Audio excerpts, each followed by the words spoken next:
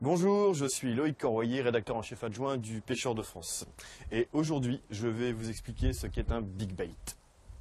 Comme leur nom l'indique, les big bait sont en français des gros big bait appâts, donc des gros appâts, en l'occurrence pour nous, des gros leurres. À quoi sert un big bait? Eh bien, les big baits sont prioritairement destinés à la pêche du brochet, car selon un vieil adage qui veut que à gros brochet, gros leurre. Nous nous sommes également rendus compte depuis un certain nombre d'années que ces leurres ne laissaient pas indifférents les silures. Nos gros amis moustachus aiment à monter sur ce type de gros appât, ce gros morceau de viande qui les met nécessairement en appétit. Il existe différentes formes de big bait. Nous en avons des articulés, comme celui-ci.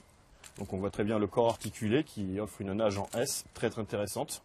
Nous trouvons aussi ce que nous appelons des jerks, qui sont de, entre guillemets, simples morceaux de bois, très plats, qu'on va venir animer par le biais de jerk en surface, très efficace, vraiment très efficace pour faire monter un brochet et l'attaque. Et des jerkbaits plus souples, comme on peut le voir ici, équipés d'une bavette qui permettent de faire plonger le leurre à une profondeur donnée, et une grande souplesse qui permet d'émettre énormément de vibrations.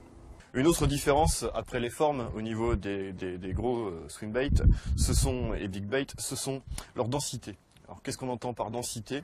On trouvera des leurres qui vont être en surface, dits flottants, des leurres suspending, c'est-à-dire qui vont descendre à une certaine profondeur et s'y maintenir, leur densité étant neutre, et des leurres plongeants, c'est-à-dire qu'ils sont fortement plombés et vont couler dès qu'on va arrêter l'animation.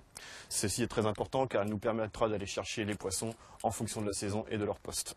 Enfin, pour finir, pour utiliser ce type de leurre, je vous conseille d'utiliser plutôt des cannes casting, enfin moulinet casting plutôt que spinning. Vous aurez un plus grand confort au niveau des lancers et une précision nettement plus importante. Voilà, maintenant vous savez donc ce qu'est un big bait.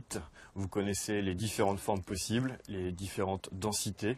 À vous d'aller les utiliser et je vous souhaite de belles captures de gros brochets et de gros silures.